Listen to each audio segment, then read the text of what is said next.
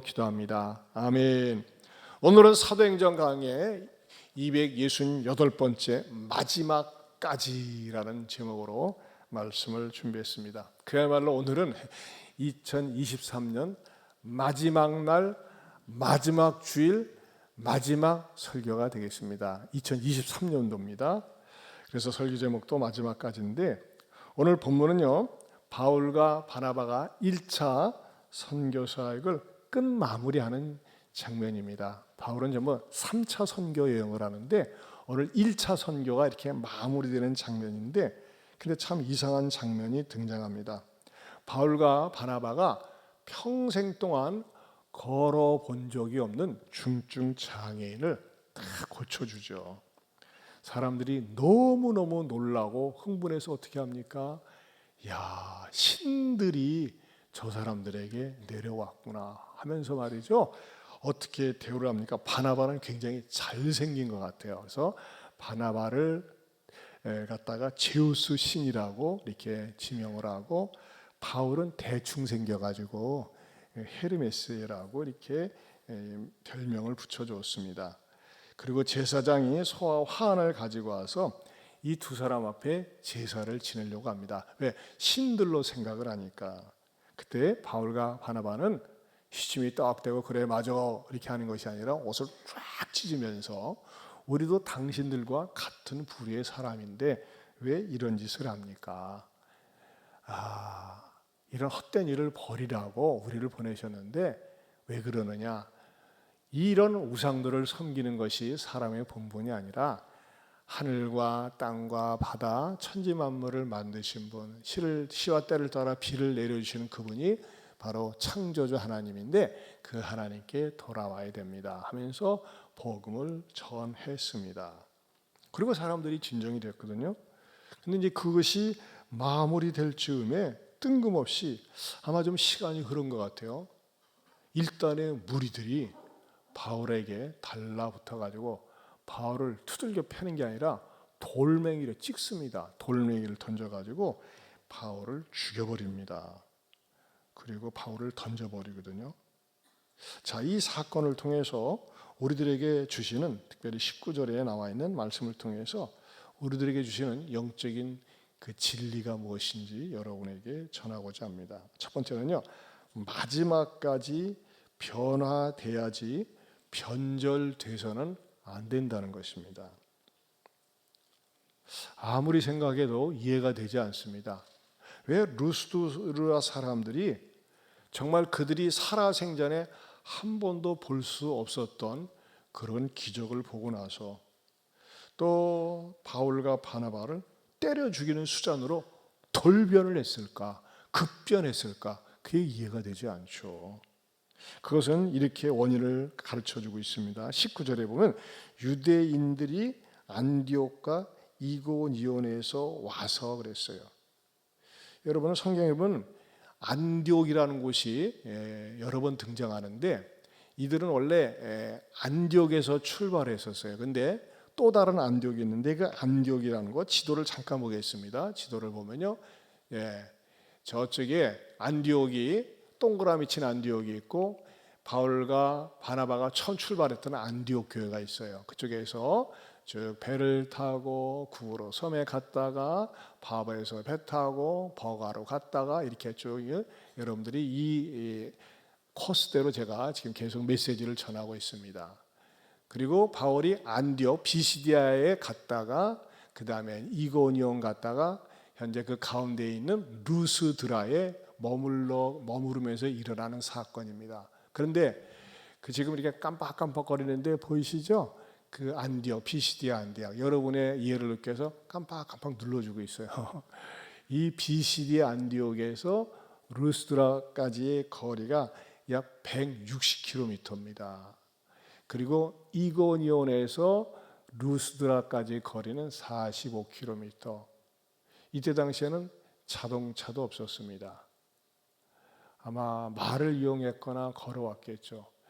자, 안디옥, 비시디아 안디옥에서 루스드라까지가 160km라면 어느 정도 될까요? 서울에서 대전까지의 거리가 되겠습니다. 뭐 하러 왔어요? 바울을 때려 죽이려고. 바울을 없애려고. 이게 무슨 열심입니까? 마귀적 열심이라고 하는 것입니다. 근데 여러분, 저는 이렇게 성경을 이렇게 묵상하면서 생각을 해봤어요. 이 성경에서는 무엇으로 충동질해서 바울을 돌로 쳐주겠다 그런 내용은 없어요. 그러나 전후 관계를 묵상을 할 때 이랬겠다라고 성령님께서 깨달음을 주시더라고요. 보면요, 19절에 유대인들이 안디옥과 이고니온에서 와서 무리를 충동했다 그랬어요. 여러분, 충동은 저 죽이라고 하면 죽입니까? 아니에요. 죽이라고 하는 무슨 내용이 들어있어야 돼요. 그럼 그 내용이 무엇이었을까요? 그동안 살펴본 것처럼 루스드라에 사는 사람들은 거짓신을 섬겼어요. 우상을 만들었어요. 그러면요, 이들이 회심하고 하나님을 믿게 될 때 제일 먼저 손해보는 사람들이 누굴까요? 우상을 만들어 팔아먹는 우상 비즈니스 사업자들이에요. 쫄딱 망할 거 아니에요. 그리고 바울이 그랬잖아요. 이 헛된 일을 버리라고 했는데, 그러면 자기네들은 어디에 종사하는 거예요? 헛된 일에 종사하고 있는 거예요. 한마디로 얘기해서 별 볼 일 없고 쓰잘데없는 짓거리를 하면서 우상을 팔아먹고 산 그런 불이밖에 되지 않는 거 아니겠어요? 그런데 와서 뭐라고 충동하는 거예요?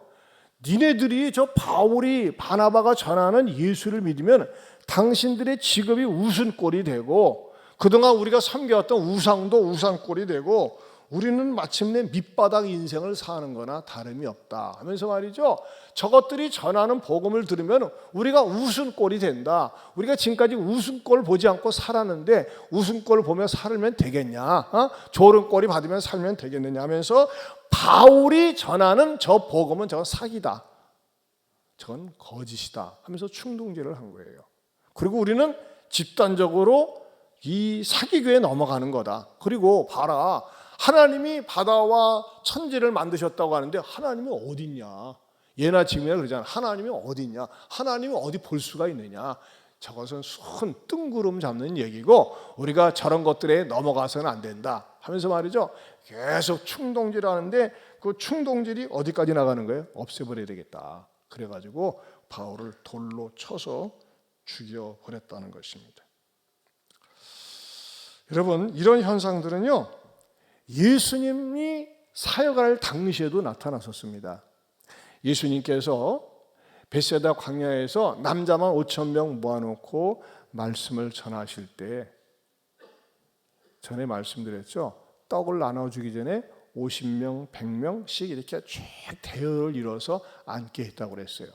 근데 여러분, 2만 명이 나란히 줄 서는 것도 아니고, 자 여기 앉으세요, 여기 앉으세요 하는데 얼마든지 소란스러울 수 있고 얼마든지 잡음이 날 수 있었는데 칠사정연하게 앉았다고 그랬어요. 왜 그랬다고 그랬죠? 못담시로? 네, 잊어버리셨군요. 잘하셨어요. 그러니까 제가 또 말씀드리죠. 말씀으로 은혜를 받다 보니까 배고픈 게 문제가 안 되는 거예요. 그래서 칠사정연하게 앉았어요. 근데 어느 때 문제가 일어납니까? 실컷 먹고 나니까, 등 따숩고 배부르니까 말이죠, 어떤 욕망이 생겼어요. 욕망. 이야, 이거 예수 때문에 공짜로 밥 한 끼 실컷 얻어 먹으니까는, 이 기적을 통해서 얻어 먹고 나니까 예수 그냥 두면 안 되겠다 해가지고 어떻게 합니까? 요한복음 6장 15절입니다. 같이 읽어보겠습니다. 그러므로 예수께서 그들이 와서 자기를 억지로 붙들어 임금으로 삼으려는 줄 아시고 다시 혼자 산으로 떠나가시니라. 임금을 삼으려고 그랬어요. 왜 임금을 삼으려고 했을까요? 여러분, 고대 시대에는요, 왕정 시대에는 왕의 말이 다 법이에요. 그렇죠? 왕이 원하는 대로 다 해줄 수가 있어요. 근데 예수를 세상 임금으로 삼으면 자기네들은 예수만 따라다니면요, 무엇이든지 원하는 것을 쪽쪽 얻을 수 있기 때문에 예수를 임금으로 삼으려고 했다는 것입니다. 하지만 여러분, 예수님은 만왕의 왕으로 오셨지 지역적인 왕, 이스라엘 왕으로만 오신 것이 아니라고 하는 것입니다. 그리고 예수님은요, 우리의 영적인 욕구를, 영생을 선물로 주시기 위해서 오셨지 단순히 육신의 욕망만을 채워주기 위해서 오신 것이 아니라고 하는 것이죠. 그런데도 불구하고 그 무리들은 어떤 마음을 가졌어요? 알라딘처럼 자기가 필요할 때마다 욕구를 채워줄 수 있고 욕심을 채워줄 수 있는 그런 욕망을 채워줄 수 있는 그런 신으로 생각을 했다고 하는 것입니다. 그리고 예수님이 그것을 거절하니까 갑자기 돌변해가지고 예수님을 돌로 쳐 죽일 수는 없으니까 뭐라고 합니까? 누가복음 23장 21절에 이렇게 외쳐댑니다. 같이 보겠습니다. 무리들은 소리질러 이르되 예수를 십자가에 못 박게 하소서, 십자가에 못 박게 하소서 하는지라. 이 무리들은 예수님께 떡을 얻어먹었던 사람들입니다. 여러분, 그런데요, 놀라운 것은요, 지금도 이런 현상들이 교회 다니는 사람들 가운데 있다고 하는 것입니다. 하나님 앞에 나왔어요. 하나님 앞에 나와서 내 개인적인 마음의 소원, 필요한 거 아뢰고 기도하고 매달립니다. 당연한 겁니다. 할 수 있습니다. 그런데 말이죠, 오직 예수님께 나오는 이유는 육신의 욕망을 성취하기 위해서 물질적인 것을, 세상적인 것을, 눈에 보이는 것을, 그것을 성취하기 위한 수단으로 생각을 하면서 하나님께 나오는 사람들이 많이 있다고 하는 것입니다. 그리고 그것이 끝내 이루어지지 않으면 걷어차버리고 하나님 없다고 그러고 하나님하고 나하고 상관이 없다고 뒤로 돌아서는 경우가 너무나 많이 있다고 하는 것이죠. 여러분, 루스더의 사람들은 그 안디옥과 이고니온에서 온 사람들이 충동질하니까 충동질로 말미암아 그들이 한때 신으로 모시려고 했던 바울을 쳐서 죽여버렸다고 하는 것입니다. 그걸 결국은 뭡니까? 어느 순간에 신앙이 다 사라져버리고 불신앙으로 충동질 받아서 바울을 쳐 죽였습니다. 그런데 그런 속성이 우리들에게도 있다고 하는 것입니다. 교인들을 보면요, 한때는 하나님 앞에 은혜를 받고 세상에서 얻을 수 없고 줄 수 없는 그런 평안을 맛보고, 어떤 분은 그래요, 왜 이렇게 내가 친적이 올 걸 이제 왔는지 모르겠어요 하면서 감격스럽게 예배에 임하고 은혜 생활을 하다가 어느 한순간에 돌변하는 경우가 있습니다. 교회 다니면서 말이죠, 여전히 유혹의 충동질을 받고, 또는 게임의 충동질을 받고, 노름의 충동질을 받고, 포르노 중독의 충동질을 받고, 과거의 충동질을 받으면서 말이죠, 예수님을 걷어차고 예수님을 배신하는 경우가 너무나 많이 있더라는 것입니다. 여러분, 예수님의 제자 가운데 가룟 유다는 어떤 인물이었습니까? 세리 마태가 예수님의 제자입니다. 회계사입니다. 세무사입니다. 그 전공자를 제껴두고 예수님은 가룟 유다에게 회계를 맡길 정도로 이 유다를 신뢰했지만 유다는 막판에 가서 변절자가 됩니다. 배신자가 됩니다. 여러분, 신앙생활하면서 어떤 사람이 불행한 사람입니까? 한때는 열심을 내고 직분도 받고 충성을 했었는데 그의 마음속에 세상적인 것이 다시 들어가면서 그 세상의 충동을 받아가지고 주님을 배신하고 등지는 사람이라고 하는 것입니다. 여러분, 우리들 주변에는 말이죠, 내 마음속 안에 또 내 주변에 나로 하여금 자꾸 주님을 떠나도록 하고 충동받아서 오히려 주님께 돌을 던지고 배신하게 하는 그런 세상적 요소들이 얼마나 많이 있는지 모릅니다. 참 이런 사람들은요, 끝이 불행합니다. 여러분, 저는 올 2023년 마지막 주일 예배 드리면서 우리들의 마음속에는 내가 하나님의 말씀을 통해서 끊임없이 변화되려고 해야지, 기회가 주어지면 나도 배신해야지, 변절해야지, 이런 마음 갖지 않으시기를 축원합니다. 그래서 로마서 12장 2절에 이렇게 말씀하고 있습니다. 같이 보겠습니다. 너희는 이 세대를 본받지 말고 오직 마음을 새롭게 함으로 변화를 받아 하나님의 선하시고 기뻐하시고 온전하신 뜻이 무엇인지 분별하도록 하라. 네, 이 세대를 본받지 말라는 거예요. 이 세상의 유행을, 이 세상의 풍습을, 이 세상의 욕망을 따라가지 말라는 것입니다. 오직 마음을 새롭게 함으로, 어떻게 마음을 새롭게 받습니까? 하나님 앞에 예배드리고 말씀을 들으면서 마음이 새롭게 되는 거예요. 한번 따라서 합시다. 변절자가 되지 않고 변화자가 되겠습니다.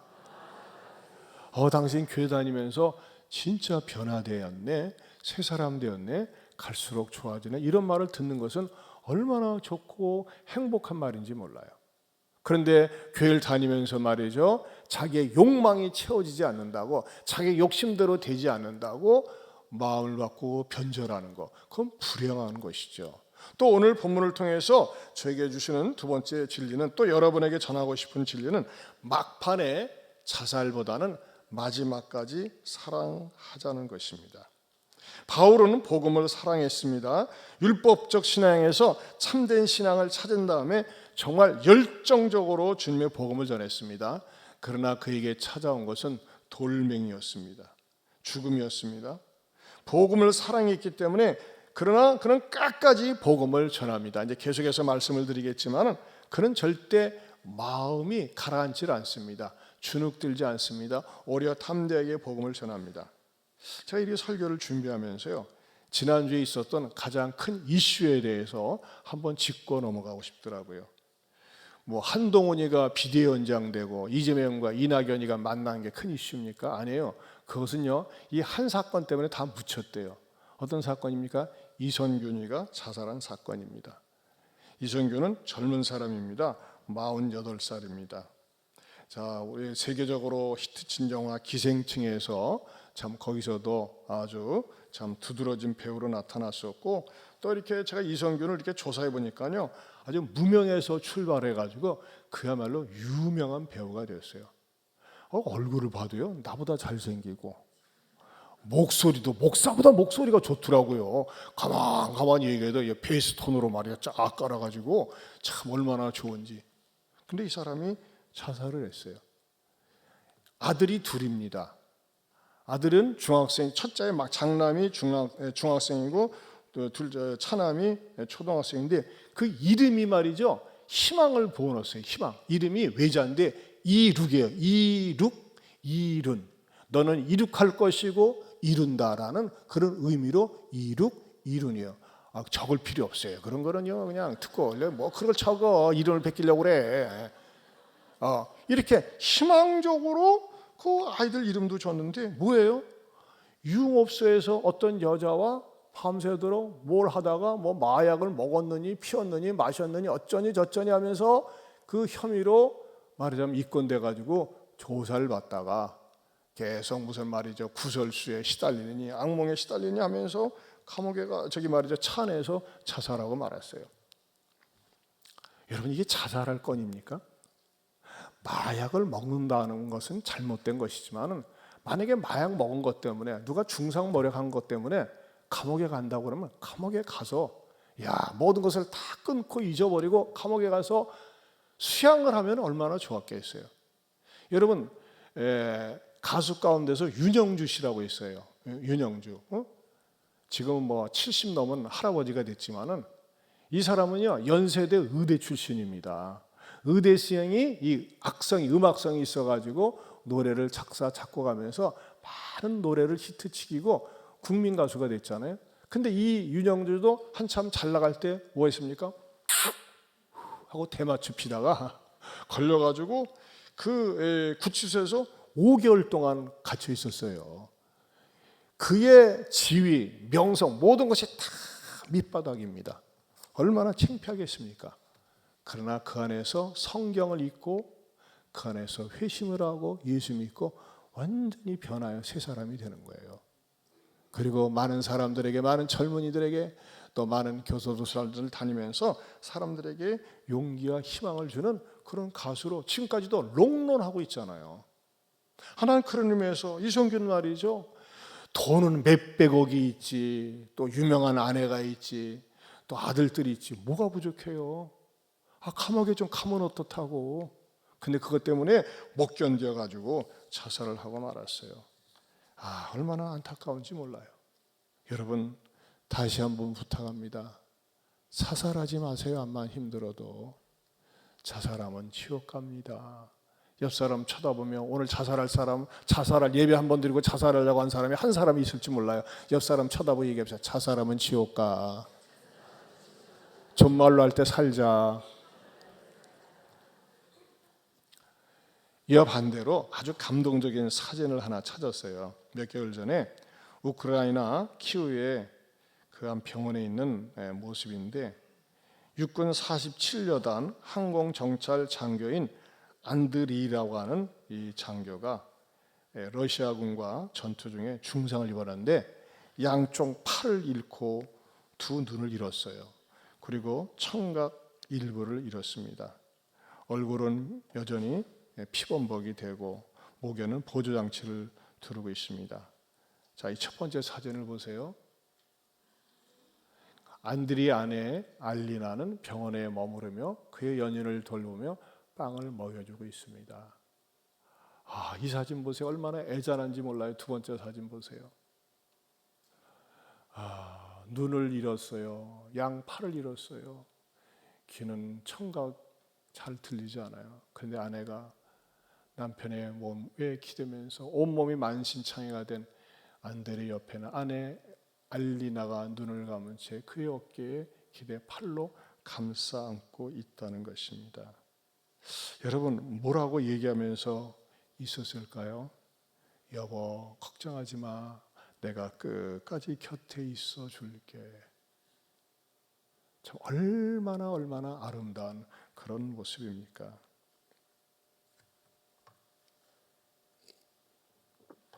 여러분, 어려울 때에 끝까지 있어주는 사람, 좋을 때도 끝까지 있어주는 사람, 그거는 아내고 남편이어야 한다는 것입니다.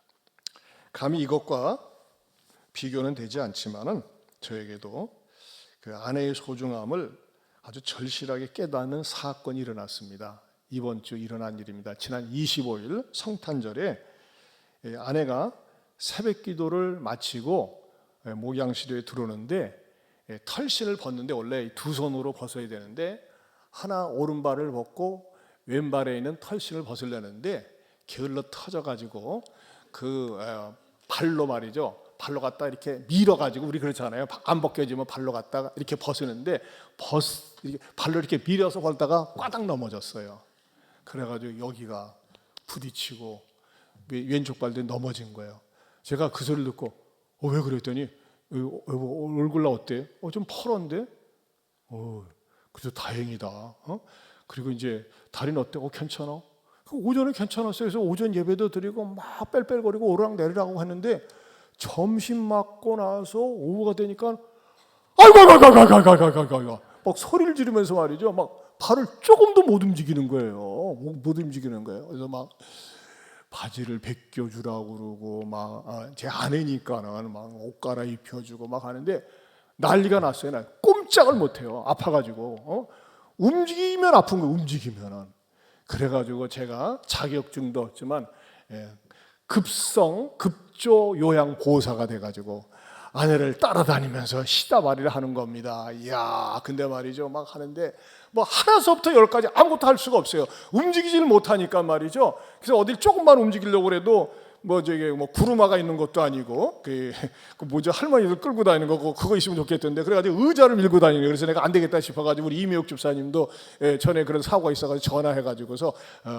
그 말이죠, 목발을 갖다가 빌려달라고 그래가지고서 이제 이튿날 새벽에 갖고 왔는데 아무튼 뭐 그러면서 이제 아내가 막 얼음찜질을 하고 뭐 하는데 그 긴 시간은 아니지만요, 그 일을 겪으면서 이야, 정말 이 아내가 건강하고 사지 멀쩡하다는 게 얼마나 축복인지 제가 다시 한번 깨달았다니까요. 그러면서 마음속에 제가 회개하는 마음이 생겼어요. 여보 미안해. 왜냐하면 저도 약간 그 가책되는 일을 했거든요. 왜냐하면 24일이 주일이고 25일이 성탄절인데 제가 막 토요일 날도 설교, 전토세, 주일 날도 설교, 또 월요일도 설교 3번 연거푸 설교할 때는 좀 이렇게 몸을 좀 추스려야 되거든요. 그래서 제가 월요일 날 성탄절 설교하기 전에 여보 내가 새벽기도 못 나올 것 같으니 당신 쉬어. 그래서 여보 나도 좀 쉬어야겠어. 나 감기 기운이 있어가지고 쉬어야 되겠네 했더니 제가 당신은 나가야지. 내가 안 나가는데 당신마저 안 나가면 되겠어. 당신은 나가 했더니 말이죠. 그냥 나갔어요. 나가는데 딱 와가지고 이제 아프면서 내가 새벽기도 쉬고 싶다고 했는데 새벽기도 나갔다 오면서 이렇게 그렇게 말하는데 양심이 찔리잖아요. 그래 미안해. 아이고 말만 하셔 내가 시키는 대로 다 할게 해가지고서 말이죠. 막 발도 씻어야 되는데 발가락도 씻어달라고 그래야 내가 발가락 살살 해가지고 거품 넣어가지고 발가락에 냄새 나는 것도 다 씻어주고 뒷바라지하고. 그러면서 제가 깨달았어요. 야, 이 참 아내의 소중함을 다시 한번 깨달았어요. 아멘입니다. 우리 남자들만 따라서도 아내는 너무나 소중합니다. 그냥 아멘만 하라고. 네, 아내가 소중해요. 그러면 아내만 소중합니까? 남편도 소중한 거예요. 근데 성경에서는 가르쳐주고 있어요. 베드로전서 3장 7절입니다. 같이 보겠습니다. 시작. 남편들아 이와 같이 지식을 따라 너희 아내와 동거하고 그를 더 연약한 그릇이요 또 생명의 은혜를 함께 이어받을 자로 알아 귀히 여기라. 이는 너희 기도가 막히지 아니하게 하려 함이라. 여기서 보면요, 너희 아내와 동거하고 그를 더 연약한 그릇으로 귀하게 여기라고 그랬어요. 여러분, 아내는 연약한 그릇이에요. 그래서 여러분, 아내들은 이 관리하는 데 시간이 많이 가요. 왜냐? 연약한 그릇이기 때문에. 우리 남자들은 아침에 일어나서 세수하고 구르마 그냥 크림 딱 바르면 끝나는데, 여자들은 말이죠, 그 거울 쳐다보면서 보고 또 보고 문지르고 바르고 그리고 하면서 말이죠, 얼마나 시간이 걸리지 몰라요. 또 저녁 때는 온종일 아침에 쳐 바른 것을 갖다가 또 거꾸로 말이죠 뜯어내고 또 다시 하고, 이야, 그 시간 엄청나게 걸려요. 근데 제가요, 왜 그러랬더니 아내는 더 연약한 그릇이니까는 보호를 잘 해야 되잖아요. 그래서 제가 이제는 아내가 막 얼굴 뭐 이제 하는데 잔소리 하지 않기로 해서 시간 좀 잘하고 너무나 많은 시간 보낸다는데 그게 아니더라고요. 근데 참 그 얘기를 안 했네. 여러분 참고로 아시기에 넘어졌을 때에 어떻게 했느냐, 냉동실에 얼음팩이 있었는데 그걸 가지고 계속해서 얼음찜질을 했어요. 얼음찜질을 해주고 잘 때도 이렇게 해주게 했는데, 어쨌든 간에 감사하게도 금이 가거나 끊어지지 않았고 하루 지나서 회복이 됐습니다. 남편의 지각정성이 있었다는 사실을 말씀드리고 싶습니다. 지각정성으로 기도하고 회개하고 새벽기도 가기 싫다는데 가라고 한 그 죄를 회개하면서 말이죠, 그것이 하나님께 상달돼서 지금 이렇게 아까도 나오고 지금 다 회복이 되었어요. 병원에 갈 것을 갖다가 다 취소하고 얼마나 감사한지 모릅니다. 여러분, 그걸 말씀드리고 싶은 게 아니라 이런 생각을 하는 거예요. 이선균이가 늦은 밤 늦은 시간 끝까지 자기 아내와 함께 있었으면 이런 일이 일어났을까요? 사랑하는 성도 여러분, 늦은 밤 늦은 시간 마지막까지 있어야 될 남자는 남편이어야 합니다.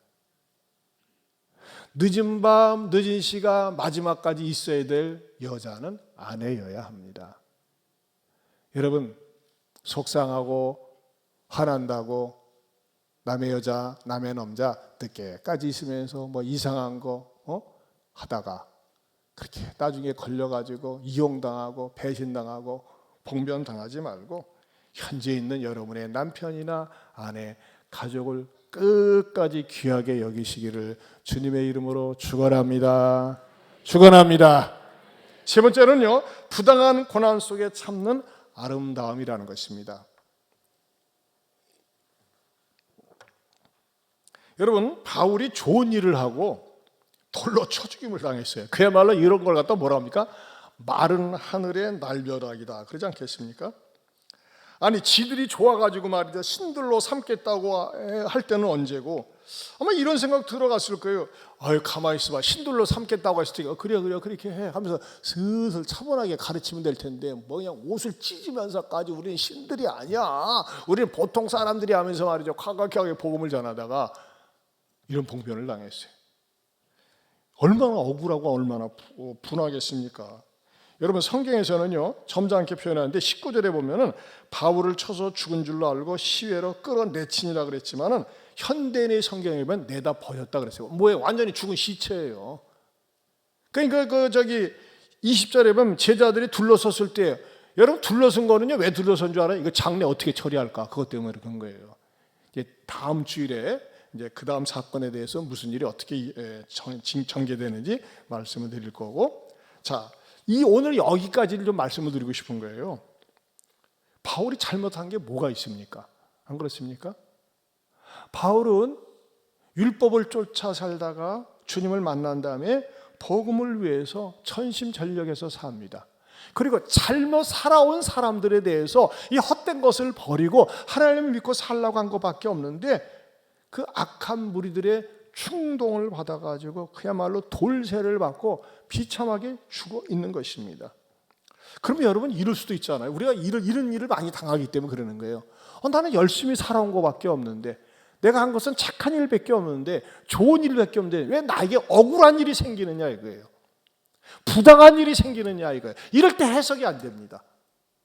나는 성실하게 산 것밖에 없는데, 정직하게 살아왔는데, 진실되게 살아왔는데 왜 나에게 억울한 일이, 왜 나에게는 부당한 일이 일어나느냐 이겁니다. 나에게 찾아온 대가가 이렇게 돌로밖에 올 수 없느냐 하면서 말이죠, 원망하고 따질 수 있다고 하는 것입니다. 여러분들 가운데 반드시 이런 분들이 몇 분이 앉아 계세요. 내가 열심히 노력하고 살았는데, 부지런히 살았는데 왜 나에게는 말도 되지 않은 얼토당토하는 이 부당한 일이, 억울한 일이 나에게 일어나느냐 이거예요. 여러분, 그러면서 신앙 떠나는 사람 많습니다. 자, 그것에 대한 정답이 뭘까요? 저도 주님께 물어봤어요. 주님, 이 사건 보통 사람 같으면 하나님 왜 이러십니까? 못해 먹겠습니다 하나님, 내가 그냥 관둘랍니다, 이럴 수 있잖아요. 내가 뭘 잘못했습니까?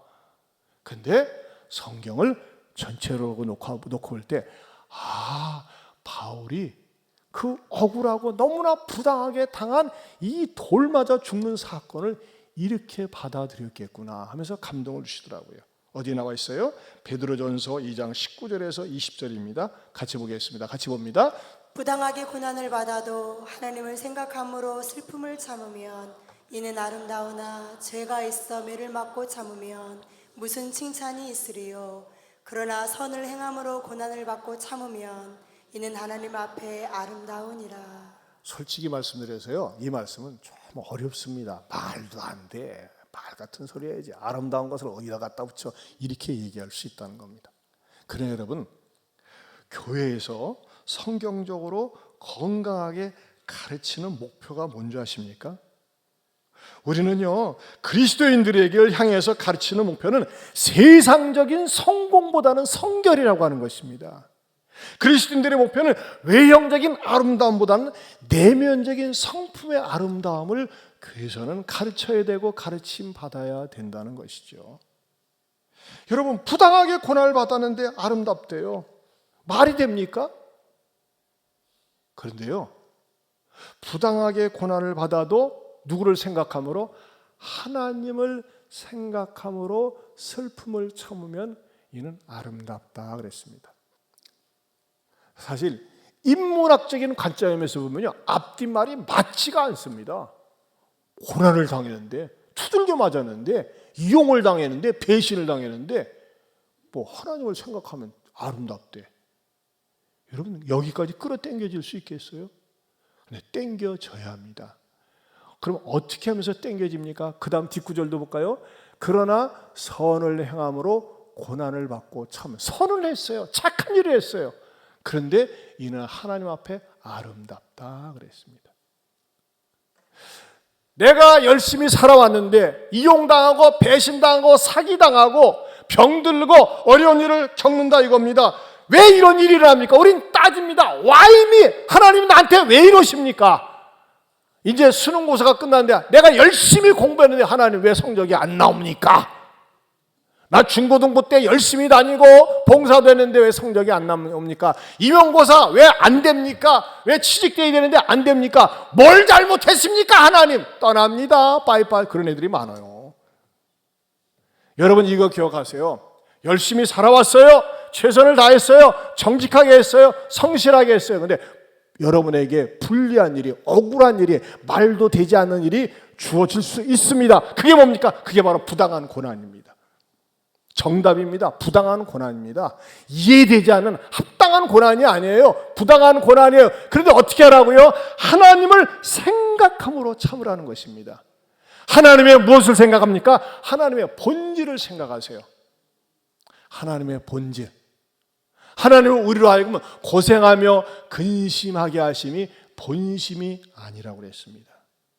우리가 1월달 성과암송 암송 해볼까요? 여호와의 말씀이니라 너희를 향한 나의 생각을 내가 안 하니 평안이요 재앙이 아니니라 너희에게 미래와 희망을 주는 것이니라.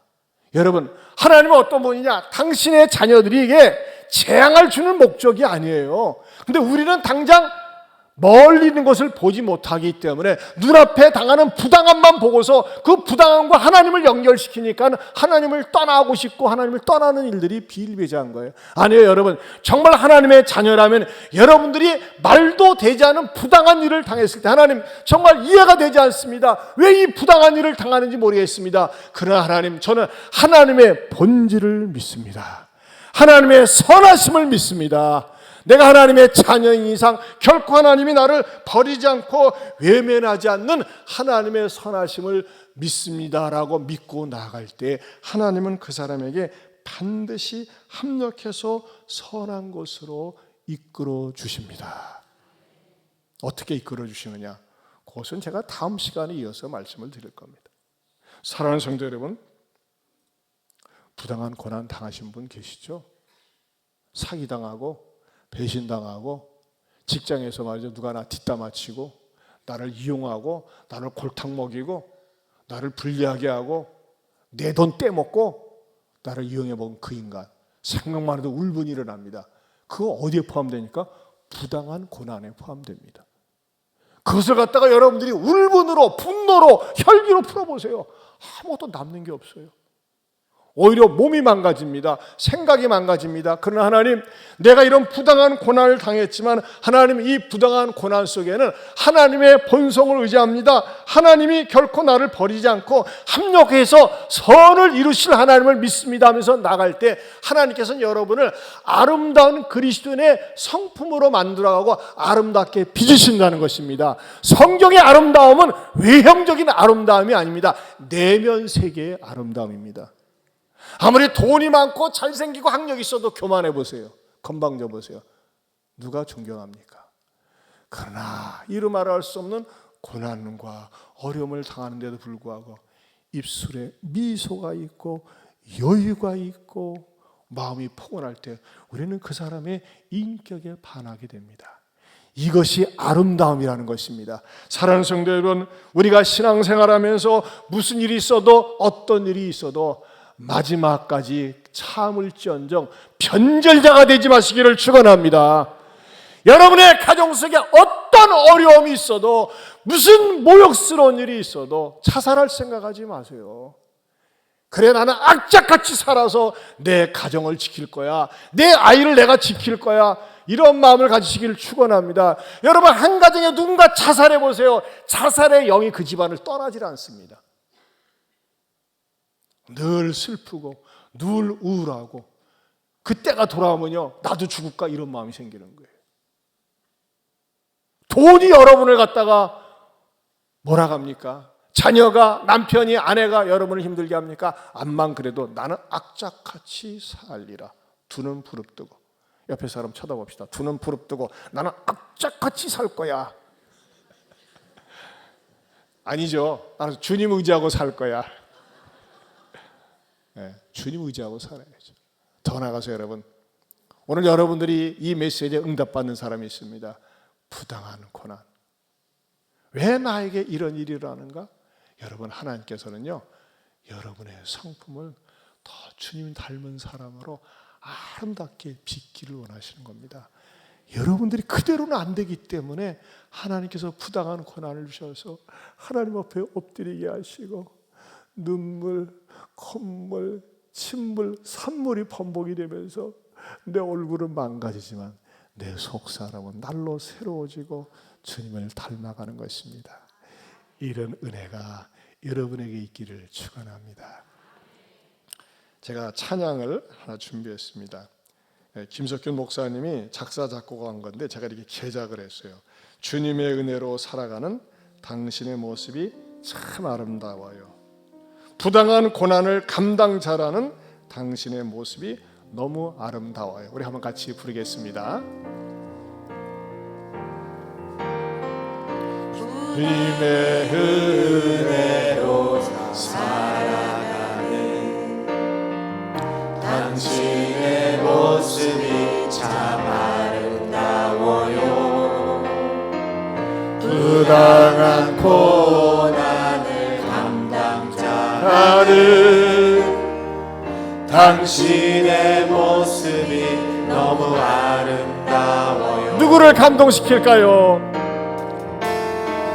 하나님을 감동시키고 세상을 변화시키니 당신은 이 세상에 필요한 사람, 하나님이 좋아하는 사람, 당신 때문에 온 세상이 사랑으로 가득 차지요. 오, 당신 때문에 하나님께서 더욱 영광 받으시지. 우리 일어서서 부르겠습니다. 말씀에 순종하며 말씀에 순종하며 살아가는 당신의 믿음이 참 아름다워요. 역경 속 맡긴 사명 감당 잘하는 당신의 모습이 너무 아름다워요. 누구를 감동시킵니까? 하나님을 감동시키고 세상을 변화시키니 당신은 이 세상에 필요한 사람, 하나님이 기뻐하는 사람, 당신 때문에 온 세상이 찬양으로 가득 차지요. 오, 당신 때문에 하나님께서 더욱 영광 1절 다시 한번 부르겠습니다. 주님의 은혜로 주님의 은혜로 살아가는 당신의 모습이 참 아름다워요. 부당한 고난을 감당 잘하는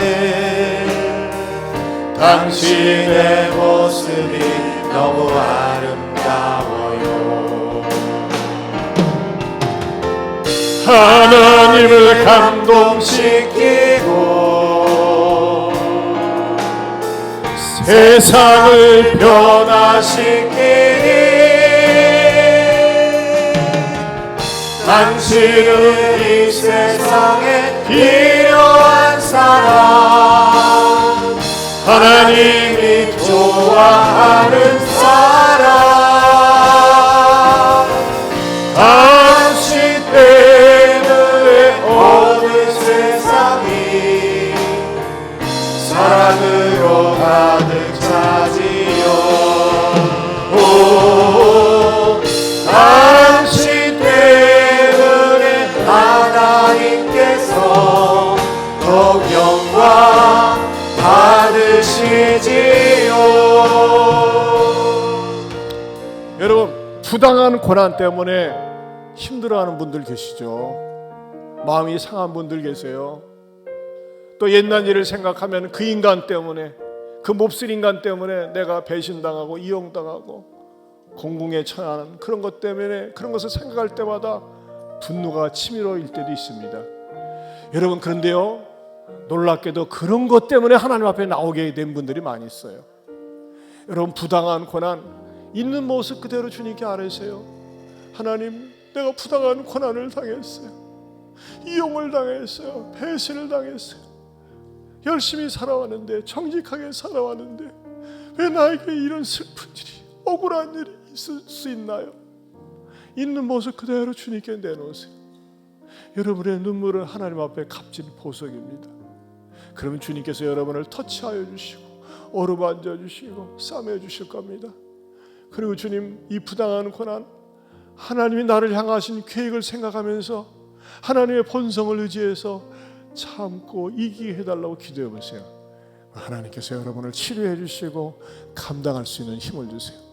우리 시간에 두 손 들고 주여 삼창하고, 여러분 자신이 당했던 부당한 고난, 억울한 일들, 배신당했던 일들, 사기당했던 일들, 구설수에 올랐던 일들 하나님 앞에 기도하세요. 그럼 하나님 여러분 치료해 주십니다. 어루만져 주십니다. 우리 주여 삼창하고 기도하겠습니다. 주여, 주여, 주여.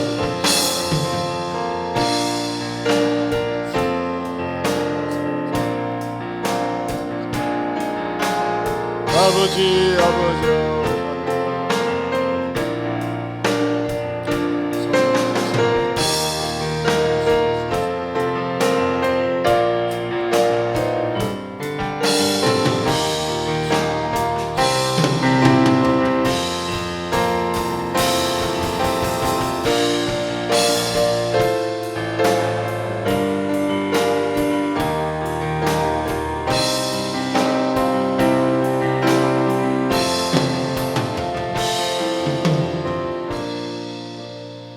여러분, 마음에 한이 있거나 남편이나 아내나 자녀나 부모나 동서지가 또는 직장에서 여러분들이 들은 말들 때문에, 억울함 때문에 마음이 뭉쳐있는 분들 가슴에 손을 얹으세요. 가슴.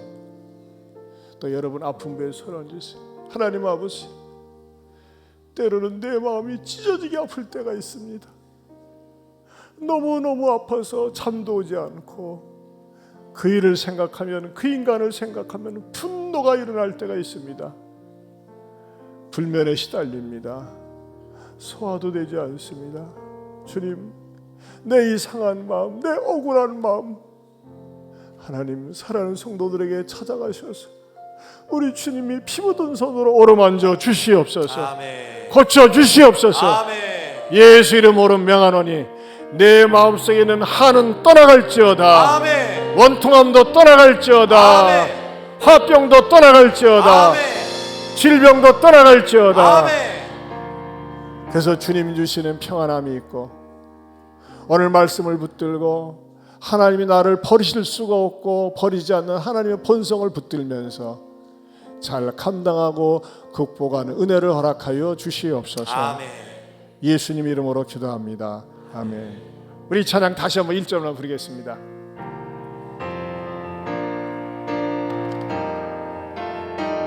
주님의 은혜로 살아가는 당신의 모습이 참 아름다워요. 부당한 고난을 감당 잘하는 당신의 모습이 너무 아름다워요. 하나님을 감동시키고 세상을 변화시키니 당신은 이 세상에 필요한 사람, 하나님이 좋아하는 사람, 당신 때문에 어느 세상이 사랑으로 가득 차지요. 오, 당신 때문에 하나님께서 더욱 영광 받으시지요.